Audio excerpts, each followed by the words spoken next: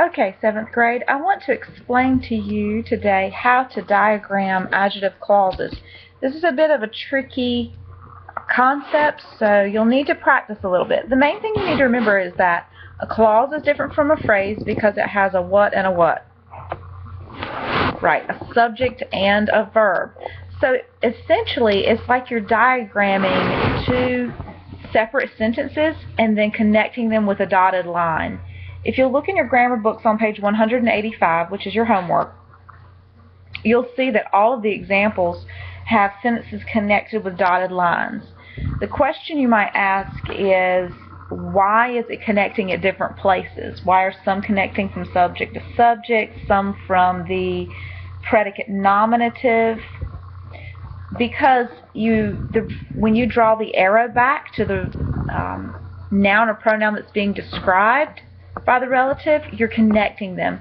So in exercise A, you'll need to underline the subject, double underline the verb, put parentheses around the whole adjective clause, circle the relative, draw an arrow back to what it's describing. So remember, inside the clause you should have a subject and a verb, and then that relative, who, whom, which, that, whose, will be describing a noun or a pronoun on the somewhere on the outside of that clause, and that's where you know to connect it.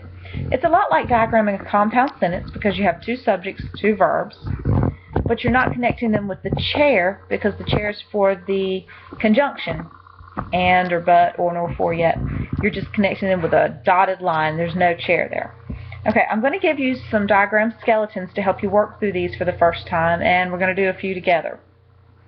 You can watch this, and then you can go back and play it and pause it to copy down the diagrams, skeletons that is. But let's look at the first one together on page 185. What we want to do is diagram first the subject and the verb of the sentence, not of the clause. So your subject should be world, and your verb should be contains. What kind of verb is that? Okay, an action verb. So what comes after an action verb? A direct object. What is your direct object? Countries. World contains countries. So the world contains many countries that are extremely small. We now have our subject, our action verb, and our direct object. Let me show you what this should look like. I'm going to go ahead and diagram world contains, and you should have a straight line, countries. Okay?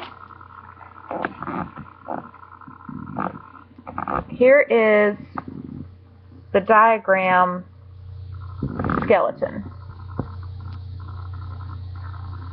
Okay, now that you have that down, there is a line underneath world because you have the article the, which acts as an adjective. Go ahead and put that underneath world.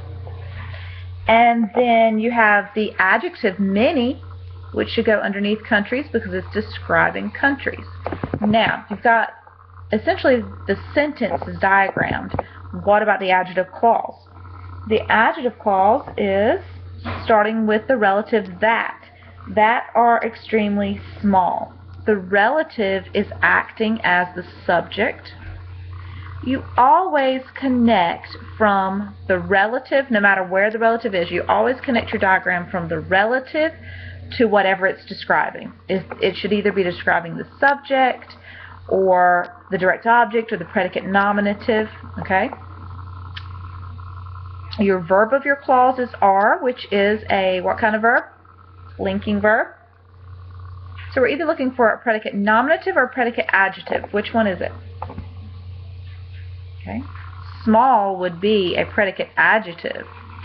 Small is an adjective describing that.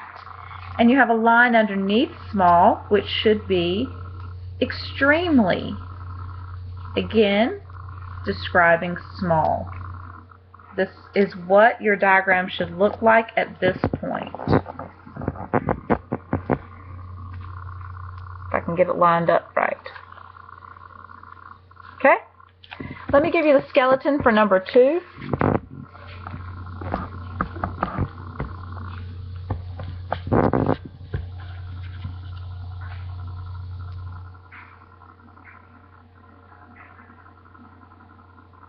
Okay, there's your skeleton for number 2. Skeleton for number 3. See if I can give you 3 and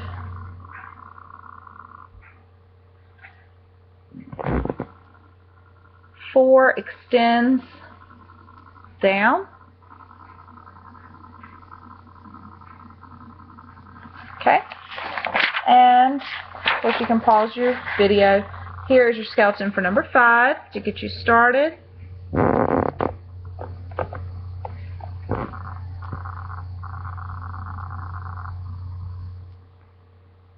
And 6.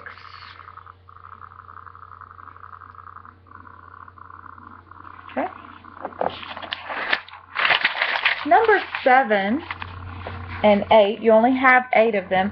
I would like to do number 7 with you as well because it's a little tricky. Go ahead and get the diagram skeleton.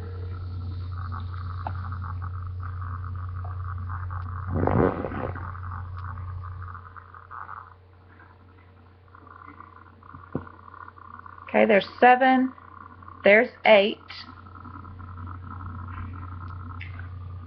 This right here is not attached. It looks like it's attached, but it's 2 separate prepositions.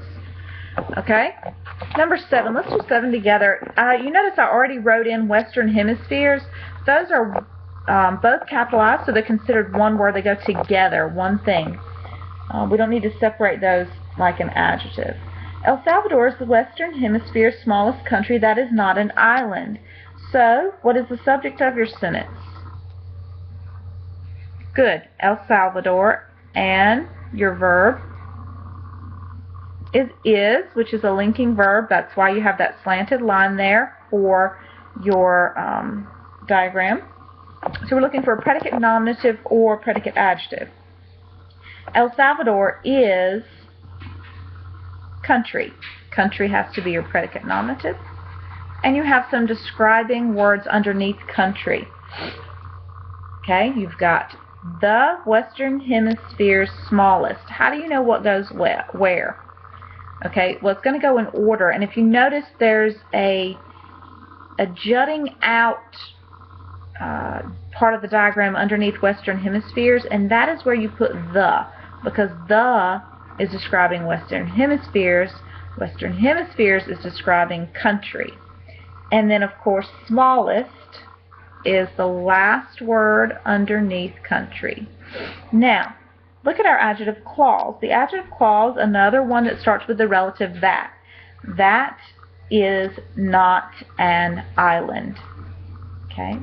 Your relative is that, and so it's also going to be your subject, and it needs to connect with the dotted line all the way to what it's describing. It's describing country.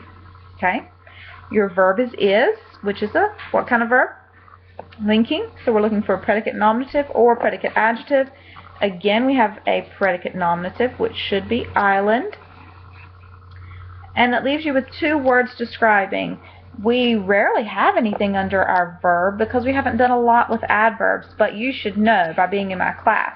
No, not never. We never include those as a part of the verb. But we can put them underneath the verb as an adverb. So put not underneath is, and of course an underneath island. And that is what your diagram should look like. If I can get this centered up here a little bit for you.